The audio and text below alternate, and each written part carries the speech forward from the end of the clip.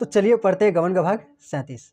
ठीक है, तो पढ़ते हैं। और उससे पहले मैं आप लोगों से कुछ कहना चाहूँगा कि 296 सब्सक्राइबर्स हो चुके हैं और 4 सब्सक्राइबर चाहिए 300 होने में। तो बस 300 ही सब्सक्राइबर पूरा कर दो। हालांकि मैं अच्छे से वीडियो डालता तो 1000 हो सकता था, लेकिन मैं ही हूँ जो अच्छे से वीडियो नहीं डालता हूँ, तो मेरी ही गलती है। ठीक है, तो भाग 37 पढ़ते हैं। आप लोग करवा दीजिए। और क्या, आप लोगों को वीडियो चाहिए, मुझको सब्सक्राइबर चाहिए, तो करा दीजिए 300। ठीक है, और 4 चाहिए बस, तो शेयर कर दीजिए, ज़बरदस्ती कीजिए। ठीक है, 1 महीना गुजर गया। तो भाग 36 हम लोगों ने क्या पढ़ा था कि जो जालपा है, भाग 36 में जालपा आ गई थी और जालपा गई थी किसको खोजने, रमा को खोजने खाती, लेकिन बंगला में तो कोई नहीं था। 1 महीना गुजर गया है उस बात का, 1 महीना। गोपीनाथ पहले तो कई दिन तक कलकत्ता की सैर करता रहा, मगर 4-5 दिन में ही यहाँ से जो उसका जी ऐसा उचता हुआ कि घर की रट लगाने शुरू की। तो बच्चा लोग ऐसी होता है, कहीं तो जाता है तो बहुत खुश होता है कि हम भी जाएंगे हम भी जाएंगे, लेकिन वहाँ पर जब जाता है तो वापस आने की रट करता है, नहीं अब घर चलिए अब घर चलिए अब घर चलिए। तो इसी बच्चा लोग भी वैसे ही बताया गया है। आखिर जालपा ने उसे लौटा देना ही अच्छा समझा। हाँ, यहाँ तो वह छिप छिप कर रोया करता था, तो जालपा ने क्या किया, उसको वापस घर भेज दिया, भागो यहाँ से। ठीक है, तुम रहेगा तो हम नहीं रह पाएंगे ठीक से। छिप छिप कर रोता था, इसी कौन रोता है। जालपा कई बार रमा के बंगले तक हो आई।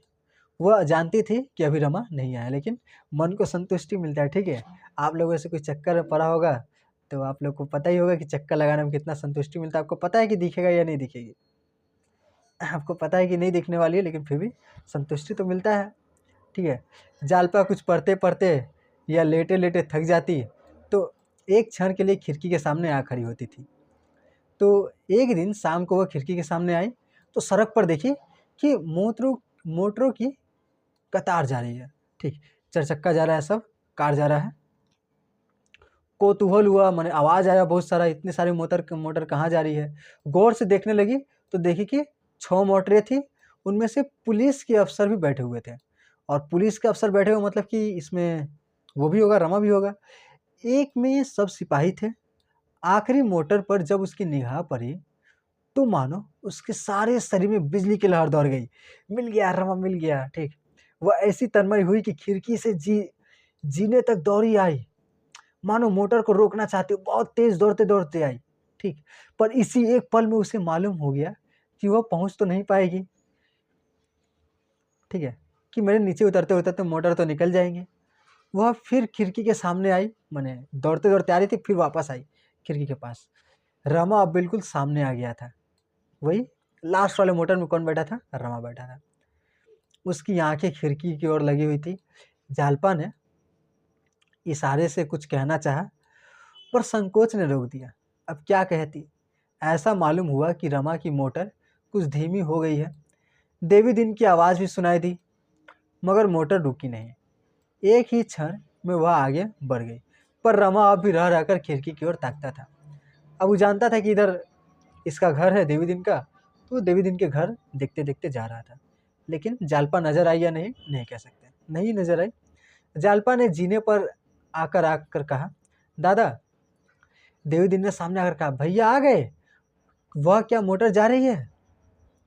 तो यह कहता हुआ वह ऊपर आ गया। जाल मैंने वो बुलाई उसको, दादा दादा आ गया, मोटर आ गया, रमा आ गया। तो बोलिए मोटर आ गया। जालपा ने उत्सुकता के संकोच को दबाते हुए कहा, तुमसे कुछ कहा रमा ने। तो देवी दिन का बोलेगा, और क्या कहते हैं, खाली राम राम की, मैंने कुशल पूछी, हाथ से दिलासा देते चले गए। तुमने देखा कि नहीं। अच्छा, देवी दिन बाहर ही खड़ा था। ठीक है, तो देवी दिन बाहर ही खड़ा था और राम राम कह के चला गया, कुछ बोला नहीं। जालपा ने सिर झुकाकर कहा, देखा क्यों नहीं, खिड़की पर जरा खड़ी थी, देखा क्यों नहीं। उन्होंने भी तुम्हें देखा होगा। तो नहीं, खिड़की की ओर ताकते तो थे, लेकिन कुछ मालूम नहीं कि उन्होंने मुझे देखा होगा कि नहीं। अच्छा, मुकदमा कब पेश होगा, ये पूछ रही है जालपा उनसे। किनसे पूछ रही, देवी दिन से। बहुत चकराए होंगे कि यह कौन है। अच्छा, वो बोले कि कल ही तो है, तो मुकदमा कब होगा, कल ही तो है। तो शायद वो देखे होंगे, तो वो बोल रही है कि अगर देखे होंगे तो सोच में पड़ गए होंगे कि कौन है, कौन है, 6 महीना से तो देखा नहीं है जालपा को। ठीक, कल ही इतनी जल्दी, तब तो कुछ करना है, आज ही करना होगा किसी तरह। मरखा तो उन्हें मिल जाता तो काम बन जाता। सारी प्रिंटिंग गलत हो गया कोई ना। तो मुकदमा कब है? कल ही है, और कुछ ना कुछ करना होगा, आज ही करना होगा, नहीं तो मुकदमा एक बार हो गया उसके बाद तो लड़का लोग को फांसी मिल जाएगा। और देवी दिन ने इस तरह ताका मानो कह रहा हो तुम इस काम को जितना आसान समझते हो उतना आसान नहीं है। ठीक, जालपा ने उसके मन का भाव तार कर कहा, क्या तुम्हें संदेह है कि वो अपना बयान बदलने पर राजी होंगे? जालपा ने उसके मन का भाव तार कर कहा। जालपा पूछ रही है, क्या आपको लगता है ना कि वो अपने बयान बदल देंगे ना? तो देवी दिन को अब इसे स्वीकार करने के सिवा और कोई उपाय ना सूझे। तो ये क्या बोलेगा देवी दिन? बोले कि नहीं नहीं करेंगे, तो यही तो एगो उपाय ही बोलता है। अगर बोल देंगे कि नहीं करेंगे, मुकदमा बयान वापस नहीं लेंगे, तो जालपा तो दुखी हो जाएगी। ठीक, तो बोलते हैं हाँ हाँ बाबूजी, हाँ हाँ बाबूजी, मुझे इसका बहुत अंदेशा है, और सच पूछो तो है भी जोखिम। अगर वह बयान बदल भी दें तो पुलिस के पंजे से तो नहीं छूट सकते। वह कोई दूसरा इल्ज़ाम लगाकर उन्हें पकड़ लेगी और फिर नया मुकदमा उस पर चलवाएगी। तो ये मुश्किल है पुलिस से बचना। ठीक है। तो डायलॉग भी है, चिंगम के चंगुल से बचना इम्पॉसिबल। ठीक है, याद आया डायलॉग कहाँ से? जालपा ने ऐसी नज़रों से देखा मानो वो इस बात से जरा भी नहीं डरती। फिर बोली, दादा, मैं उन्हें पुलिस के पंजों से बचाने का ठेका नहीं लेती। मैं केवल यह चाहती हूँ कि हो सके तो अपयश से उन्हें बचा लूँ। अपयश माने बदनामी से उन्हें बचा लूँ। ठीक है, उनके हाथों इतने घरों की बर्बादी होते नहीं देख सकती। अगर वह सचमुच डकैतियों में शरीक होते तब भी मैं यही चाहती कि वह अंत तक अपने साथियों के साथ रहें और जो सिर पर पड़े उसे खुशी में झेलें। मैं यह कभी न पसंद करती कि वह दूसरों को दगा देकर मुखबिर बन जाए। लेकिन यह मामला जो बिल्कुल झूठ है, मैं यह किसी तरह नहीं बर्दाश्त कर सकती कि वह अपने स्वार्थ के लिए झूठी गवाही दे। अगर उन्होंने खुद अपना बयान न बदला तो मैं अदालत में जाकर सारा कच्चा चिट्टा खोल दूँगी। चाहे नतीजा कुछ भी हो, वो हमेशा के लिए मुझे त्याग दें, मेरी सूरत तक न देखें, यह मंजूर है। पर यह तो नहीं हो सकता ना कि वह इतना बड़ा कलंक माथे पर लगावे। मैंने अपने पत्र में सब लिख दिया है। देवी दिन ने उसे आदर की दृष्टि से देखकर कहा, तुम सब कर लोगी बहू, मुझे विश्वास है। मुझे विश्वास हो गया, जब तुमने कलेजा इतना मजबूत कर लिया है तो तुम सब कुछ कर सकती हो। तो यहाँ से 9 बजे चले? तो हाँ, मैं तैयार हूँ। ठीक है, तो ये लोग 9 बजे निकलेगा, जाके उसको बताएगा। ठीक है, यह था भाग 37। और आप लोग को जैसा ये कहा कि 4 सब्सक्राइबर और 300 हो जाएंगे, और 300 हो जाएगा तो मैं पार्टी करूँगा अपना घर में। आप लोग को नहीं बुलाऊंगा पार्टी में, छोटा मोटा पार्टी करूँगा, और आएंगी वीडियोज़ आएंगी आपकी भी। ठीक है, परेशान मत होइए।